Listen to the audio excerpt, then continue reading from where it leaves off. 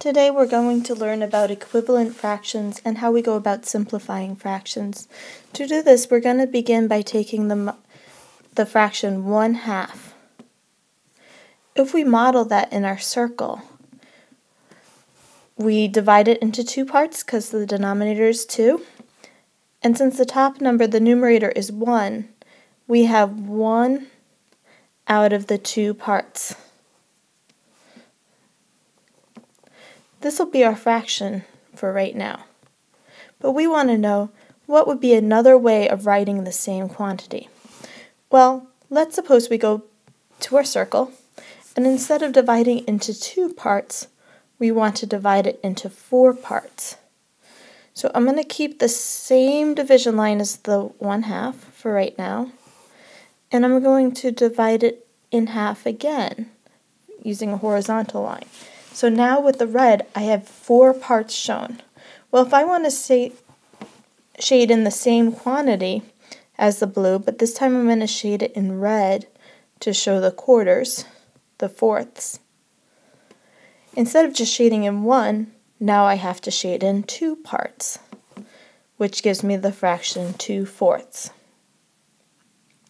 If I want to do something kind of similar, once again, but instead of dividing it into 4 parts, let's divide it into 6 parts. So I'm going to keep the same middle line for right now, but instead I'm going to use the green to divide it up into 6ths. To shade in the same quantity as the 1/2, I would need to shade in 1 part, 2 parts, 3 parts. So out of the 6 parts I have shaded, or I have it divided into, I'm going to fill in 3 parts. So this is a great idea of visualizing it, although it's a little messy at the moment. But in reality, we don't want to always have to draw something out and shade something in. So we need a quicker way of doing this. Well, if I take the 1/2 and the 2/4 for right now, how can I get the fact that 1/2 clearly will equal 2/4? Well, if I take the 2 and I multiply it by 2, I get 4. But with fractions, whatever I do to a denominator, I would also need to do to a numerator when I'm multiplying. I need to multiply basically by a factor of 1, because it's only when I multiply by 1, here in the sense of 2/2, okay, we're choosing to write it, do I not change the value of a number. So if I multiply 1/2 by 1, or 2/2, here, I'm going to get the fraction 2/4, which I see in red. Okay. Now if I go ahead and take the 1/2 and I take the 3/6, how can I show that 1/2 will equal 3/6? Well, by doing the same thing, multiplying it basically by a value of 1, in this case 3/3, and I know it's going to be 3/3 because if I have 2 times 3, I get 6, which is my 6 parts. 1 times 3 will equal 3, which is going to be the 3/6 that I see over here modeled in the green. Of this is, let's take 3/5. Let's see, how would I come up with equivalent fractions to this? Well, if I multiply the 3 by 2 and the 5 by 2, so basically if I take this and think about multiplying it by 2/2, I'm going to get 6/10. Okay? So these would all be equivalent: 3/5, 6/10. Instead of multiplying by 2/2, let's start again with the 3/5, except for let's multiply it by 3/3 in this case. Sorry, make that a 3/3. I would get 9/15, which would also be equivalent to 3/5. If I wanted to, I could pick up whatever number I wanted, as long as I have the same numerator and the same denominator.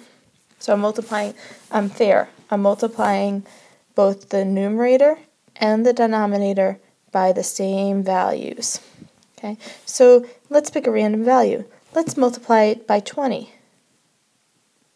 So I can multiply 3 by 20 and the 5 by 20. And I'm going to get the value 60 over 100, which indeed is equivalent to 3/5. Okay. So far in this section we've covered equivalent fractions. How do we get from a number that's already pretty simple, a fraction that's pretty simple, such as 3/5 or 1/2, how do we find a fraction with larger numbers that would be equivalent to it? Now we're going to go in the reverse. We're going to look at simplifying fractions. So for example, if I had a pie, let's say it was divided up into 8 parts. So that means I have a fraction with a denominator of 8.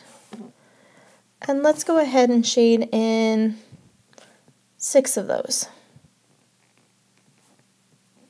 sections. How could I simplify this into a smaller number? Well, let's look at a fraction or model, and instead of dividing it 8 parts, let's only divide it into 4 parts. So in the red, I have the fraction 6/8 modeled. And now I want to know that's going to be equal to how many of the blue parts that are shaded if I follow my guidelines. Well, if I shade in the same sections, I have 1 part shaded, 2 parts shaded, 3 parts shaded. So 6/8 is going to equal 3/4. Okay? And at this point, there's no other way we can divide it, make it any smaller values. How I go about simplifying is exactly kind of the opposite of what I did for a value of finding equivalent fractions. Instead of multiplying, I'm going to kind of go backwards. I'm going to say, what can I divide by? Once again, both the numerator and the denominator have to be divided by the same value, because only in dividing a number by 1 will I get the same exact value. So I'm going to divide basically by a quantity of 1, modeled by the same number. In this case, it's going to be 2 over 2. 6 divided by 2 will give me the 3. 8 divided by 2 will divide to give me 4. Okay, so this is where the whole idea of common factors come in. If I look at 6, if I look at 8, what is the greatest common factor? And in this case, it's going to be 2, which is where I get the quantity 3/4. Now, let's look at another value. Let's look at 60 over 80. Okay? Suppose I don't want to go through the process. One of the ways I can do is solve this is if I use the process for finding a GCF. If I have 60 and 80, I know, for example, they're both divisible by 10, which leaves me with 6 and leaves me with 8. If I divide 10 times 6 gives me 60, 10 times 8 gives me 80. Then I look at the 6 and 8 and say, okay, well, what else do they have in common? In this case, it's going to be a 2.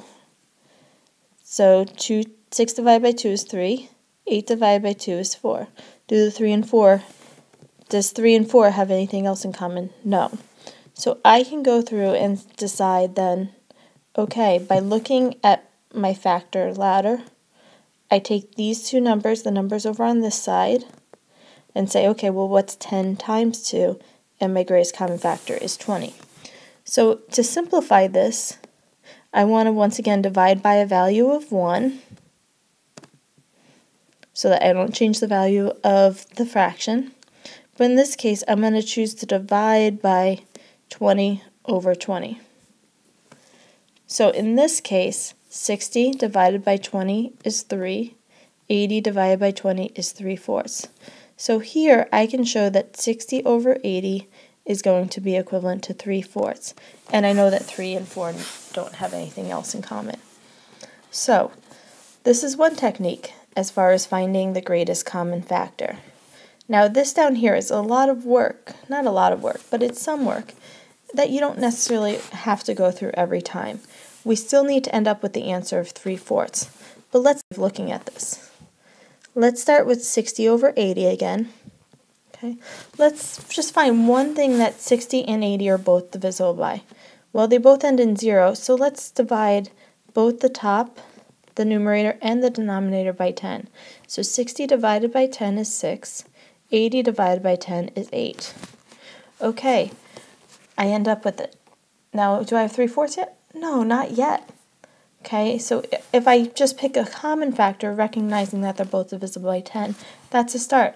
But then I need to look at my numerator of 6 and my denominator of 8 and say, is there anything else in common? Well, I know that 6 and 8 are both divisible by 2. So 6 divided by 2 is 3. 8 divided by 2 is 4, which gives me the same answer of 3/4. So I have two options. I can either use the greatest common factor or I can use the least common factor.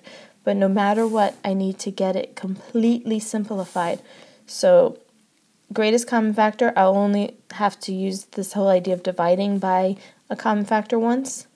If I use the greatest common factor, if I pick just the number I see, I may have to do it multiple times.